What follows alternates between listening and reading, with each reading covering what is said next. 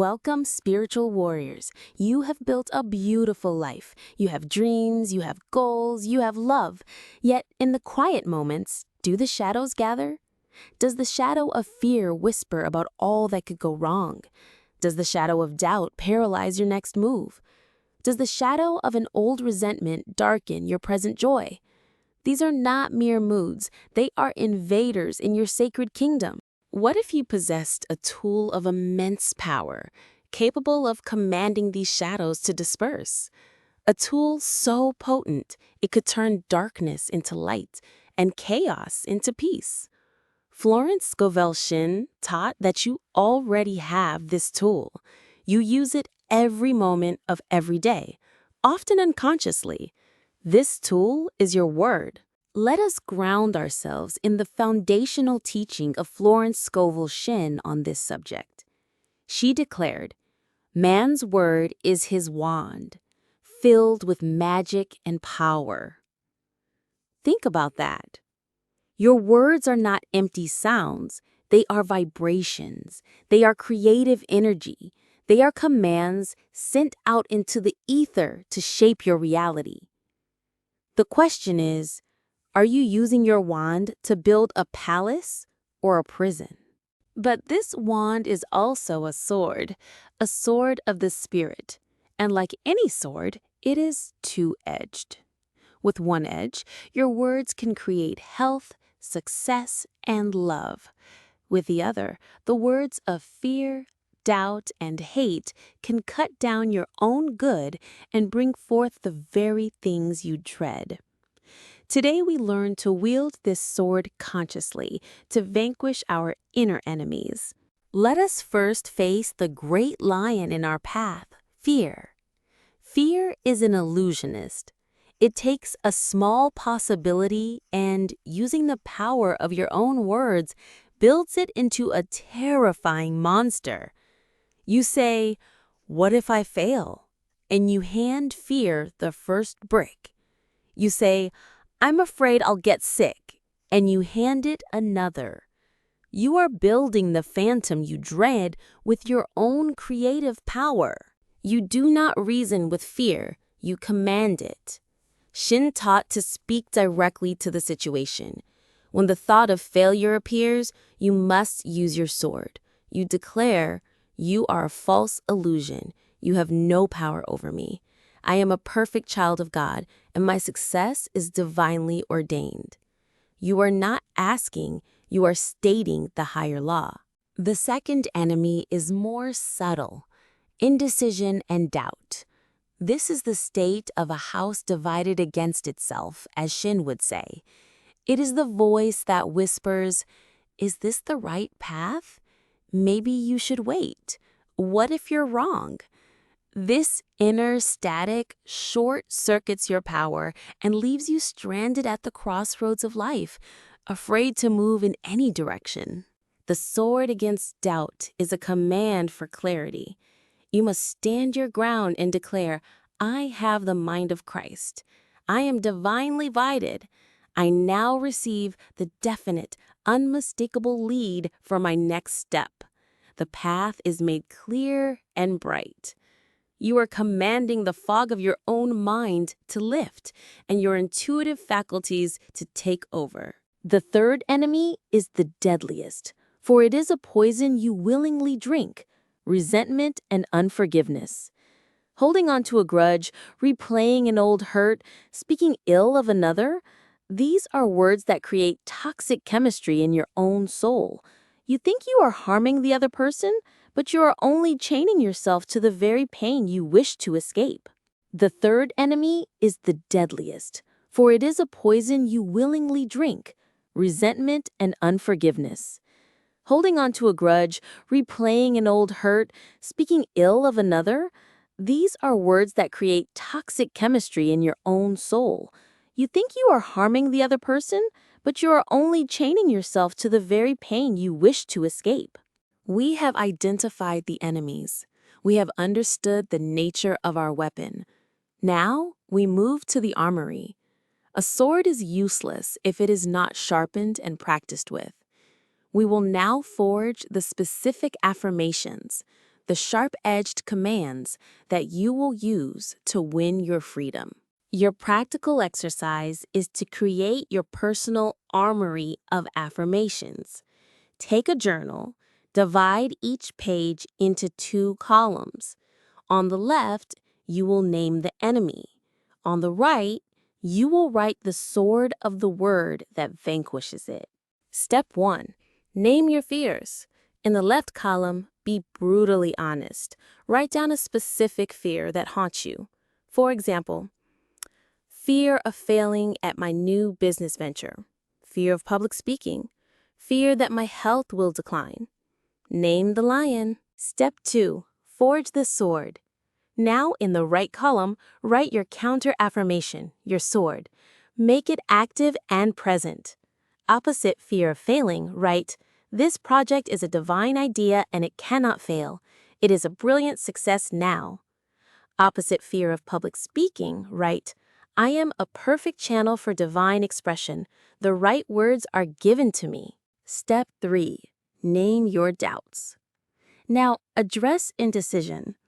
In the left column, write down a specific area of doubt. Indecision about whether to move or stay. Doubt about my ability to learn a new skill. Step 4. The sword of clarity. In the right column, write your command for clarity. I am of clear and uncluttered mind. My path is illuminated. I make the right decisions with speed and confidence. Step 5. Name your resentments. This requires courage. In the left column, write down a resentment you are holding. Be specific. Resentment towards person's name for what they said. Anger at myself for a past mistake. Step 6. The sword of release. Now the final freeing cut. In the right column, write, I fully and freely forgive person's name. They are free and I am free. The chain is broken. All is well. Your armory is now stocked. Now we unify this power into a single declaration of spiritual authority. This is your warrior's decree. Speak it with me now. Let your every cell vibrate with its truth. Let the shadows in your mind hear the voice of their master.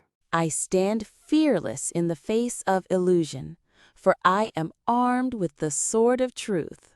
My word is my wand, and I speak now only of my highest good. I build my world with words of faith, success, and love. Fear, you are nothingness. I command you to depart from my presence. Divine courage now fills me. Doubt, you are a liar. I cast you out. My mind is filled with the clarity of divine intelligence. Resentment, you are a poison. I neutralize you with love. I forgive all, and I am forgiven.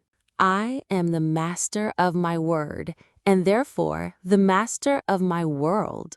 My kingdom of consciousness is now at peace. It is filled with harmony, strength, and light. It is done. So be it. Hold this power.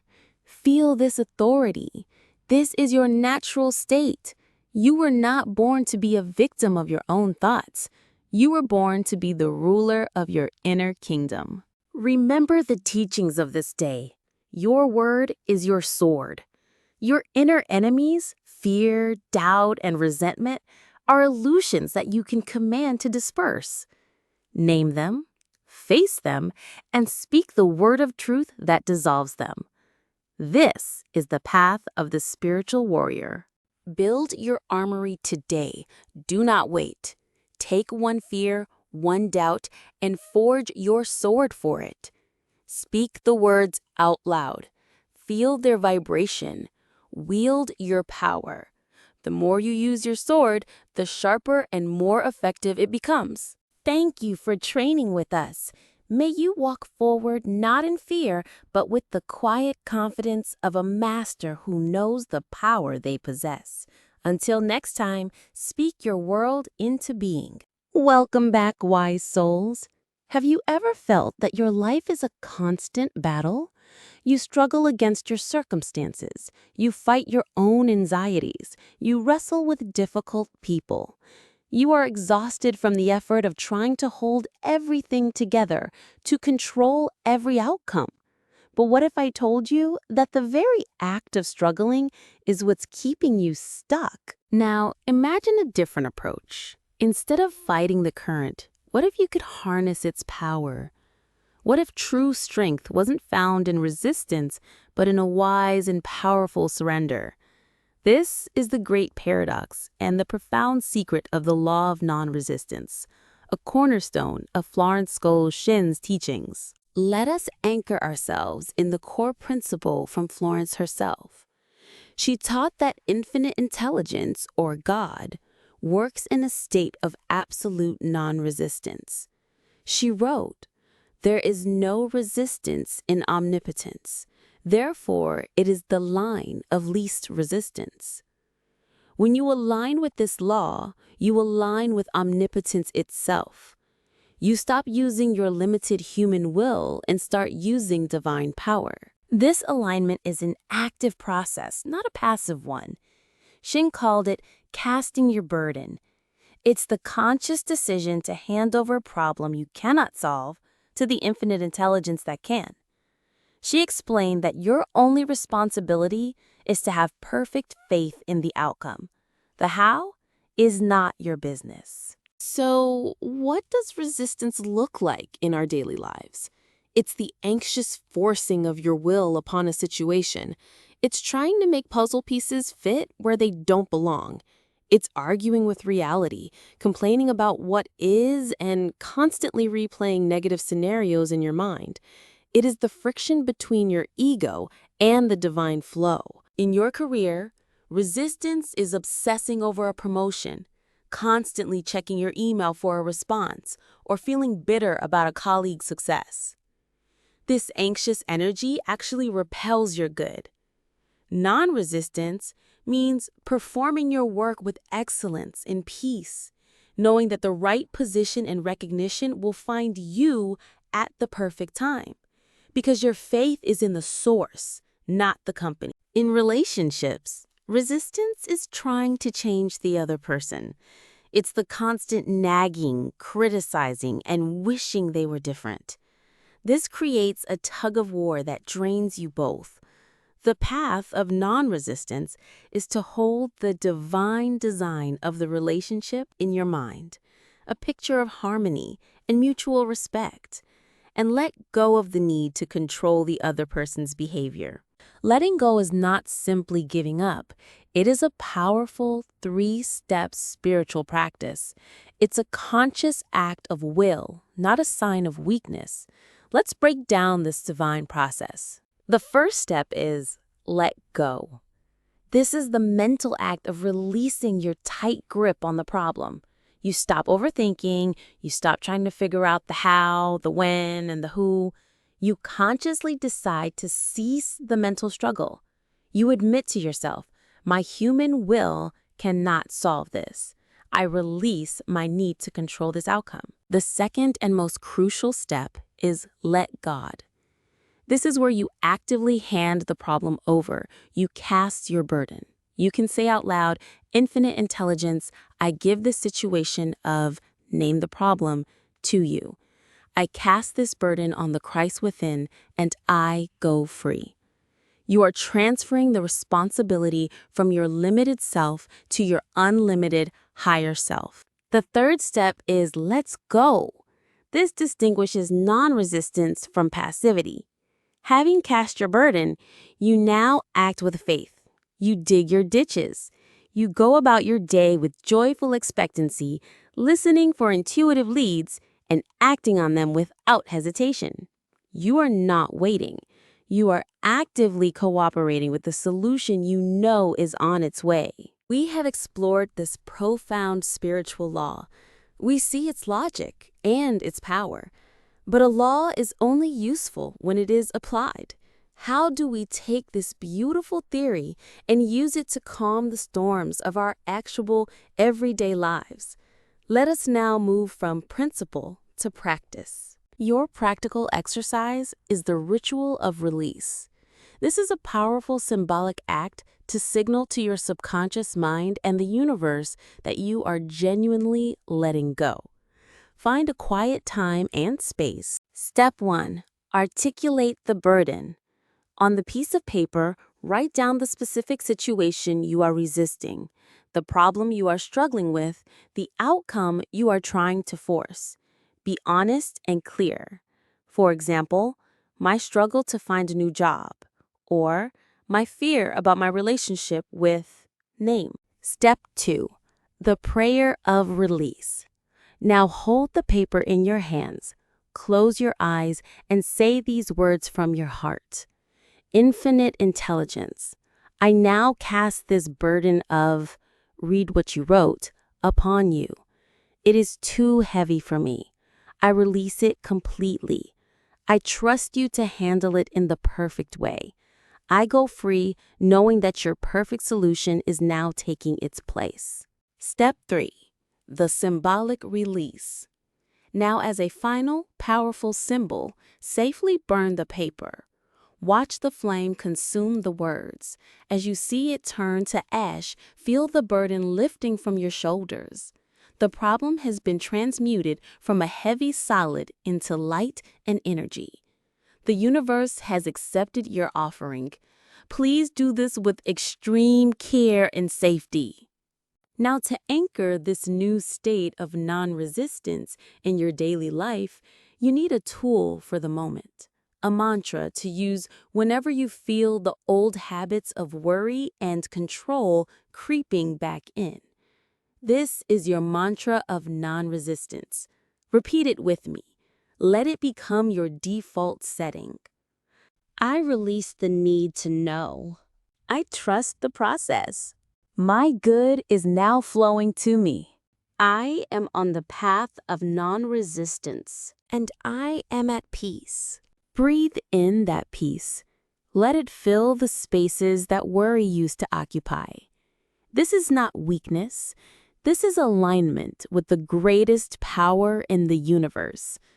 It is the peace that passes all understanding, and it is your divine birthright.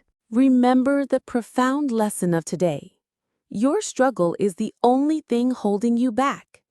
True power is accessed when you stop resisting. Cast your burden upon the infinite and move forward in faith. Let go, let God, and then let's go towards your inevitable good. Choose one thing you are struggling with right now. Just one. Perform the ritual of release tonight. Give yourself the gift of freedom from that single burden. Test this magnificent law. You have nothing to lose but your chains. Thank you for sharing this space with us. May you cease your striving and enter into your divine inheritance of peace, power, and plenty. Until next time, let go and let good happen.